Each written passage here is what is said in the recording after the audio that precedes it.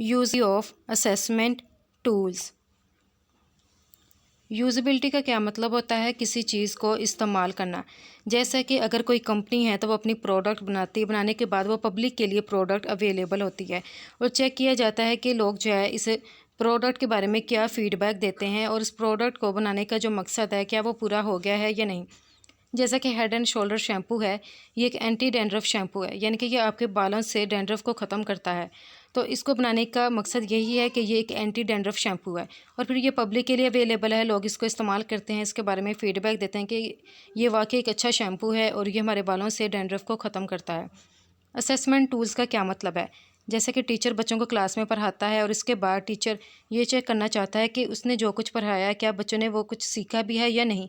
इसके लिए टीचर बच्चों का टेस्ट लेता है और टेस्ट को हम लोग क्या कहते हैं कि ये एक असेसमेंट टूल है। सो असेसमेंट टूल एक ऐसी टेक्निक है जिसको इस्तेमाल करते हुए हम लोग स्टूडेंट की जो एकेडमिक एबिलिटीज़ हैं उसको मेजर कर सकते हैं, यानी कि उसको चेक कर सकते हैं।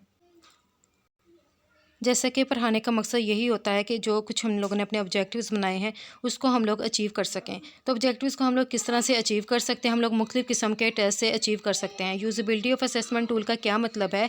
असेसमेंट टूल यानी कि टेस्ट वगैरह कि जो टेस्ट बनाया गया है उसको इस तरह से इस्तेमाल किया जाए कि हमारा जो गोल है वो अचीव हो सके। Test should be practical and test should be teacher friendly.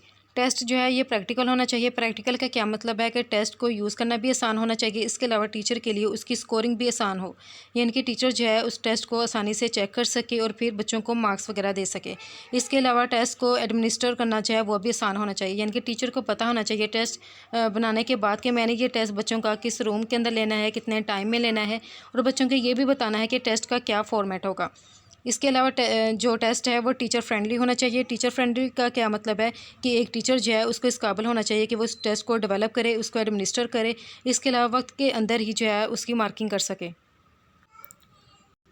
इसके अलावा टेस्ट बनाते हुए कुछ इश्यूज़ जो है उनका सामना करना पड़ता है। वो इश्यूज़ कौन कौन से हैं? जैसे कि टेस्ट बनाने के लिए जो है पैसे वगैरह भी लगते हैं, इसमें एक टीचर का टाइम भी लगता है। इसके अलावा टेस्ट बनाते हुए कुछ रिसोर्सेज जो है उनका भी होना ज़रूरी है। जैसे कि टेस्ट बनाता एक टीचर बनाता है, वो कंप्यूटर के अंदर बनाना चाहता है तो उसके लिए उसके पास कंप्यूटर भी होना चाहिए।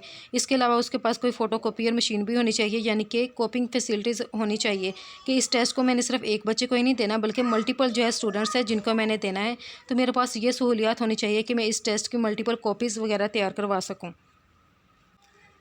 इसके अलावा कुछ अहम पहलू हैं जिनका ख्याल रखना इंतहाई ज़रूरी है टेस्ट टूल की यूज़बिलिटी के लिहाज से। वो कौन कौन से पहलू हैं यानी कि एस्पेक्ट्स हैं? वो है ट्रांसपेरेंसी और दूसरा है यहाँ पर सिक्योरिटी। ट्रांसपेरेंसी का ये मतलब है कि टेस्ट किस बंदे ने देना है? टेस्ट देना है स्टूडेंट ने, यानी कि हम लोगों को चाहिए कि स्टूडेंट को बिल्कुल एक्यूरेट और उसको क्लियर इन्फॉर्मेशन हम लोग टेस्ट के बारे में बताएं। बच्चे को बताएं कि आपके टेस्ट का क्या फॉर्मेट होगा, आपका टेस्ट किस टाइम के ऊपर होगा, किस रूम के अंदर होगा।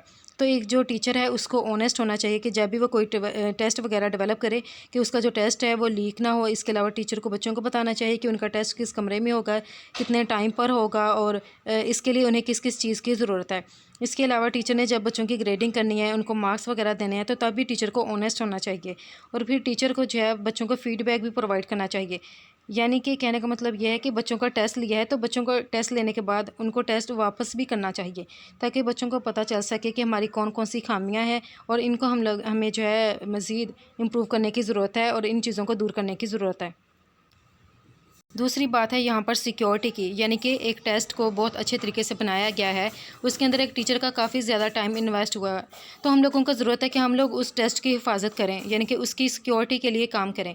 जैसे कि हमारे पाकिस्तान के अंदर PPSC जो है ये कहता है कि उनकी ये एक फेयर पॉलिसी है कि उनका टेस्ट जो है लीक नहीं होता और किसी बंदे को नहीं पता होता कि इस टेस्ट के अंदर क्या आया होता है। तो सिर्फ उसी स्टूडेंट को ही पता होता है कि टेस्ट में क्या आया है जिसने वो वाला टेस्ट दिया होता है, यानी कि उनका टेस्ट सिक्योर होता है, इसलिए इसका जो पेपर है वो लीक नहीं होता। इसलिए कुछ जो कंट्रीज़ हैं वहाँ पर टेस्ट वगैरह लीक हो जाते हैं तो लोग वहाँ पर एहतजाज करते हैं, यानी कि अवाम के अंदर ये खदशात वगैरह पाए जाते हैं कि शायद यहाँ पर जो है काफ़ी ज़्यादा पैसे वगैरह लेकर जो है टेस्ट लीक कर दिया जाता है। सिर्फ वही लोग पास होते हैं जिनके पास टेस्ट की इंफॉर्मेशन होती है। इसलिए हम लोगों को टेस्ट की सिक्योरिटी के लिए काम करना चाहिए, ताकि अवाम के पास जितने भी खदशात हैं उनके पास टेस्ट के रिलेटेड ये टेस्ट जो है वो लीक होता है, और जो अमीर लोग हैं वो पैसे वगैरह देकर अपने बच्चों को पास करवा लेते हैं और उन्हीं के बच्चे ही सिलेक्ट हो जाते हैं। बाकी जो गरीब पढ़ी लिखी अवाम है वो पीछे रह जाती है। यानी कि टेस्ट को सिक्योर बनाने की हमें बहुत ज़्यादा ज़रूरत है।